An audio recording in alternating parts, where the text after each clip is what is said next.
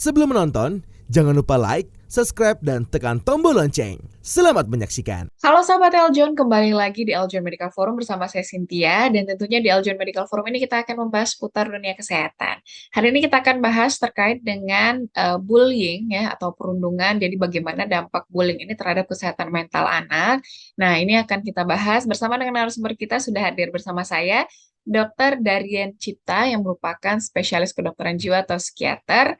Dr. Darien, halo dok, apa kabar? Saya kabar sehat. Gimana Mbak Cynthia kabarnya? Sehat juga dokter. Iya. Oke, dokter, hari ini kita akan bahas bullying ya dok, salah satu isu yang mungkin sekarang cukup marak terjadi dengan dampaknya juga cukup luar biasa untuk anak-anak ya dok. Ada yang mungkin bahkan keluar Iya. sekolah, nggak mau sekolah dan lain-lain. Bahkan mungkin ada juga yang ingin bunuh diri gara-gara bullying ya dok. Hmm. Nah, Hmm. nah, hari ini akan kita bahas nih dok, bagaimana dampaknya terhadap anak dan mungkin juga bagaimana peran orang tua untuk anak terhadap bullying ini. Mungkin yang pertama dokter, sebetulnya bullying itu apa sih dok? Kemudian dampaknya bagi kesehatan mental anak seperti apa dok? Nah, iya, betul banget ya Mbak Cynthia. Ini eh, relevan banget karena kita kan baru-baru ini juga memperingati Hari Pencegahan Bunuh Diri Hmm. Internasional ya kemarin ya tanggal 10 September ya. Jadi Hmm. sangat sangat berkaitan nih dengan apa yang kita bicarakan hari ini ya. Hmm. Terkait bullying itu apa? Memang penting ya untuk kita mengetahui definisi dulu nih supaya jelas Hmm. ya. Tuh. Kalau bullying, kita sama-sama pahami eh, bahwa bullying itu adalah satu tindakan agresif ya, yang Hmm. disengaja. Ya, jadi ada elemen yang disengaja, terus dilakukan secara berulang-ulang dari waktu ke waktu. Itu elemen keduanya dan ada elemen ketiga, yaitu ada power imbalance di dalam relasinya. Jadi memang bullying tuh agak beda ya dengan sesuatu tindakan yang sesekali. Maksudnya hanya terjadi satu kali atau maksudnya mungkin kadang-kadang remaja agak impulsif ya. Tapi kalau bullying tuh beda. Dia memang sesuatu yang harus intensional dan berulang-ulang, repetitif. Jadi biasanya berlangsungnya udah cukup lama tuh, Mbak Cynthia, Hmm. kayak gitu. Definisinya dulu ya. Hmm. Oke. Nah, bagaimana dokter dampaknya dari kasus bullying ini terhadap kesehatan mental anak dok? Oh iya, nah karena tadi ya, sesuatu yang agresif itu dilakukan secara jangka panjang, berulang-ulang ya. Hmm. Ada melibatkan pihak yang tanda kutip lebih kuat, terus ada anak yang lebih dipersepsikan lebih lemah. Hmm. Tentu dampak em, terhadap kesehatan jiwanya begitu besar ya. Pertama pada si ini dulu ya, pada yang victim bully dulu ya. Hmm. Pada victim bully atau korban bully itu eh, berbagai macam masalah akan terjadi ya, mulai dari masalah perilaku, misalnya dia menarik diri, sampai masalah emosional, misalnya dia depresi, Hmm. cemas sekali kalau mau masuk sekolah, kadang-kadang gejala somatik ya yang mungkin orang-orang suka alami ya, jadi Hmm. sakit perut atau sakit kepala, kalau mau masuk di sekolah bisa sampai seperti itu Hmm. ya, dan bisa sampai depresi berat yang beberapa kasus sampai berujung pada kejadian bunuh diri yang tentu sangat ingin kita cegah ya. Hmm. Seperti itu. Itu pada korban bully. Namun Hmm. kita juga perlu ingat ya bahwa pelaku bullying itu pun sebetulnya quote unquote korban tuh Mbak Ya. Cynthia dan teman-teman sekalian ya. Hmm. Kalau kita biarkan, kita tidak lakukan intervensi ya, pola seperti itu terbentuk, besarnya nanti seorang anak atau remaja itu akan memiliki pola kepribadian yang kita katakan antisosial ya. Dia Hmm. lebih agresif, dia lebih rentan nanti terlibat dalam misalnya judi patologis, menggunakan alkohol dan zat-zat yang psikotropika yang terlarang ya. Hmm. Jadi konsekuensi buat si korban bila kita tidak intervensi itu juga ada. Seperti itu. Oke. Kenapa ya dokter anak-anak tuh apa ya membuli gitu ya dokter ya melakukan hal ini tuh kira-kira alasannya kenapa dok? Ya, nah ini eh, million dollar question nih dari Mbak Cynthia ya. Karena memang eh, faktor yang menkontribusi ya pada bullying itu ada banyak ya. Tentu kita bisa kategorikan dalam beberapa cara sih. Ada faktor misalnya biologi, psikologi, dan juga sosial ya. Mungkin pada biologi kita tahu anak-anak atau khususnya remaja ya. Remaja itu masih dalam fase perkembangan otak ya. Jadi otaknya masih berkembang ya. Sehingga otak emosionalnya lebih impulsif dan agresifnya itu memang belum sebanding dengan perkembangan otak eh, korteks depan yang fungsinya tuh untuk ngerem, untuk menimbang secara rasional ya. Tapi itu satu faktor. Biasanya ada faktor lain pada psikologi anaknya. Misalnya si anak itu dia tumbuh besar di dalam lingkungan keluarga. Nah, makanya biasa lingkungan keluarga yang sangat penting banget nih ya. Em, Mungkin di keluarganya ada ekspresi emosi yang tinggi. Atau memang ada kekerasan juga di dalam keluarga yang terjadi seperti itu ya, sehingga anak belajar. Atau kadang-kadang keluarga itu tidak memberikan ruang untuk emotional space ya. Akhirnya anak itu tidak bisa mengembangkan eh, apa ya, tidak bisa asertif dan tidak bisa mengeluarkan emosinya. Nah, akhirnya disalurkan dalam bentuk agresif ke lingkungan sekolah. Itu dari segi psikologi. Dari segi sosial, barangkali mungkin pengaruh yang besar saat ini dari media ya. Ya. Media ya. Jadi ketika dia melihat media, oh banyak kekerasan tuh di media. Jadi itu seperti normalize, memberikan izin. Oh ya udah itu nggak apa-apa. Nah, kira-kira itu tiga faktor saling berkaitan tuh. Nah, kurang lebih seperti itu sih. Oke. Jadi Mm-mm. mungkin pola asuh orang tua ada hubungannya kira-kira ya dok ya? Iya, iya, ada, sangat ada. Setiap pola asuh, bagaimana pola komunikasi di keluarga, seperti itu ya. Oke. Mm-mm. Kalau untuk anak-anak yang menjadi korban gitu ya dokter, ada perubahan perilaku atau tanda-tanda khusus nggak dok? Karena mungkin kebanyakan anak itu tidak mau bicara kalau mereka dibully ya dokter ya ke orang tua. Iya, iya, betul banget tuh, Mbak Cynthia ya.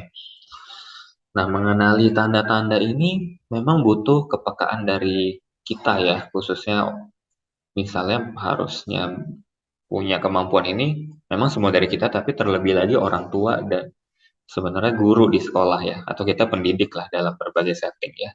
Hmm. Kita perlu pahami dulu juga bahwa bullying ini bentuknya kan ada beberapa macam tuh Mbak Cynthia. Ya. Ada bullying yang secara fisik ya, terus ada bullying secara verbal, tapi ada juga bullying yang secara eh, ini ya, secara emosional nih. Bullying emosional juga bisa langsung dan tidak langsung. Hmm. Kemudian ada lagi bullying secara cyber gitu. Hmm. Kalau bullying secara fisik ini mungkin cukup cukup jelas terlihat ya. Maksudnya kan ada tanda fisik, misalnya seperti memar, goresan, bahkan beberapa kasus tuh sampai patah tulang gitu ya, Ya. yang apa ya, mungkin agak kurang dapat dijelaskan gitu. Nah, seorang guru atau orang tua perlu perlu kepekaan nih, ini apa betul dia karena jatuh atau main bola gitu ya. Kan bisa tuh kita punya kepekaan terus kita coba cek ke dokter misalnya gitu ya. Tapi kalau bullying lain ini memang lebih sulit ya, seperti bullying yang tidak langsung gitu ya. Misalnya orang itu dia nggak langsung dihina secara verbal di depan, tapi satu kelas tuh ada bullynya dia gosipin gitu, gosipin anak ini jelek, anak ini aibnya begini-begini yang banyak unsur ketidakbenarannya gitu ya. Akhirnya anak ini jadi merasa terasing di kelasnya. Kalau seperti itu biasa kita lihat dari reaksi si anak itu. Misalnya, kok dia jadi takut pergi ke sekolah ya? Dia jadi bolos terus gitu. Padahal tadinya misalnya dia excited untuk belajar gitu ya. Hmm. Terus dia tampak menghindari teman-teman, baik di sekolah maupun di luar sekolah. Terus eh, kita juga mesti tanya nih kalau misalnya dia kok sering minta uang untuk alasan yang nggak jelas atau ya mencurigakan gitu ya. Terus penurunan prestasi ya. Dan tadi yang saya bilang ada gejala-gejala fisik kok dia jadi ini ya, kalau mau sekolah jadi banyak tanda Oke. kutip jadi banyak alasan sakitnya, sakit kepala, Mm-mm. sakit perut, penyakit fisik. Nah, itu sering tuh terjadi tuh pada beberapa klien yang juga saya amatin gitu ya Mbak Cynthia. Mm-mm. Mm-mm. Oke. Tapi ada dampak panjangnya nggak sih, Dok? Dampak apa ya, bullying ini Heeh. mungkin pas sudah dewasanya jadi trauma atau gimana, Dok? Iya iya iya. Itu dampaknya sangat banyak ya Mbak Cynthia ya. Jadi ketika seseorang itu hidup sampai dewasa ya dan trauma-trauma itu belum terselesaikan, dampaknya banyak. Biasanya nanti seseorang itu akan tumbuh jadi dewasa dengan low self esteem ya. Mm. Low self esteem, terus dia melihat dunia dan dirinya itu secara negatif. Eh, Tentu mereka akan sangat eh, mudah atau punya kerentanan untuk mengalami berbagai gangguan. Yang sering sih gangguan mood dan cemas. Gangguan mood tuh bisa depresi, beberapa juga gangguan bipolar. Saya beberapa pasien itu beberapa mengatakan dulu mengalami bully tuh ya. Jadi ketika dia tumbuh dalam lingkungan seperti itu, harusnya kan dia waktu remaja, anak tuh dia disupport, disuplai apa identitas dirinya tuh dibentuk gitu kan ya Mbak. Terus ini enggak. Jadi ketika nanti dewasa mereka mengalami stresor gitu ya, mengalami tekanan, lebih fragile gitu. Nah, ketika fragile jadi gangguan mental. Tapi juga yang unik penelitian menyebutkan dampak jangka panjangnya tidak hanya pada gangguan mental, tapi gangguan fisik juga. Orang Mm. anak-anak atau remaja ya yang mengalami bully Mm. itu dia pada sekitar umur 30-40-an ya, ada researchnya tuh ya, lebih rentan mengalami penyakit-penyakit tidak menular rupanya. Mm. Misalnya lebih cenderung kena diabetes, apa ya, lebih cenderung kena eh, penyakit tidak menular, darah tinggi seperti itu ya. Mm. Eh, jadi ternyata efek stres pada tubuh itu begitu luar biasa ya. Ketika kita stres itu hormon kortisol pada naik tuh katanya ya. Dan hormon kortisol itu bikin kita lebih cepat ini kena diabetes, gula ya. Jadi kasihan sangat perlu untuk kita bantu dan mengolah itu tanda kutip trauma, bukan tanda kutip ya, memang trauma itu ya, Mm. trauma-trauma yang dialami seperti itu sih. Mm. Oke. Kalau untuk kasus bunuh diri, dokter, kenapa ya dokter orang mungkin sampai ada keputusan seperti itu? Apa yang terjadi dengan apa ya mental seseorang gitu, dok? Oke, oke. Ini ya khususnya buat mereka yang pada akhirnya sampai memutuskan bunuh diri ya. Memang bunuh diri ini juga faktornya banyak sekali ya. Dan memang tidak semua tentunya yang em, mengalami bully dia akan pasti akan menjadi bunuh diri. Tidak apa ya segaris lurus itu, selinear itu ya kita bilang ya. Kalau kita lihat pada bunuh diri, memang kembali lagi faktornya ada biologis, psikologis, dan sosial.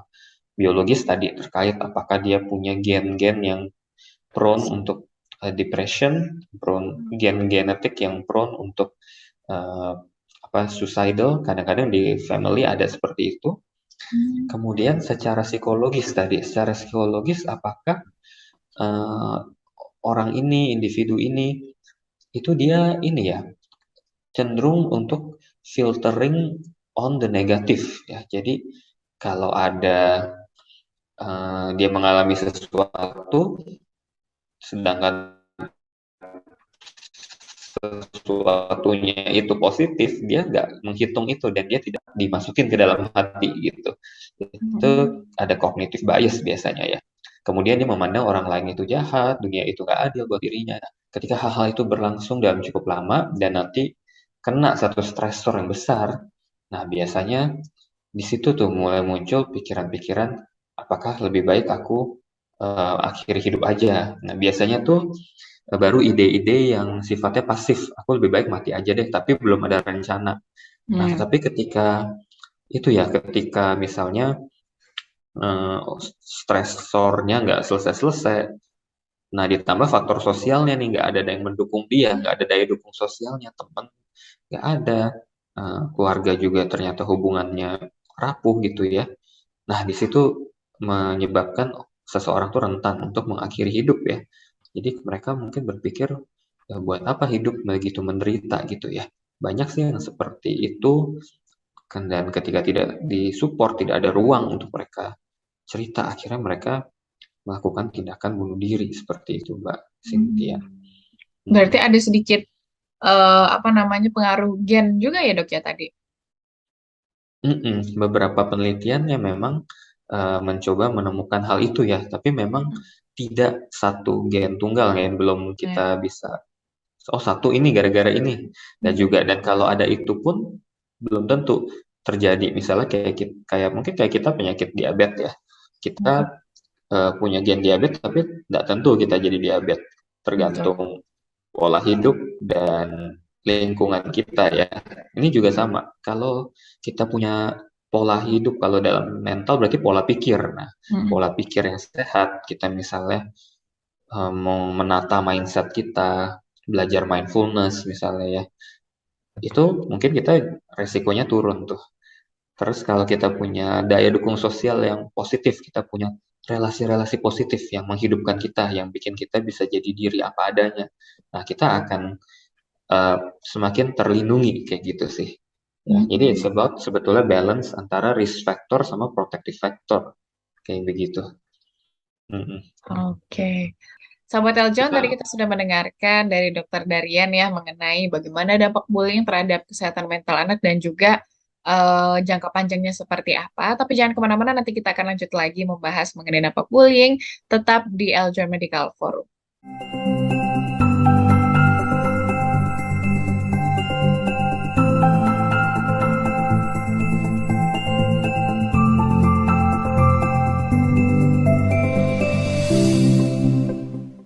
Hai Sobat Eljon, saya Kristina, Putri Pariwisata Jawa Barat 2022.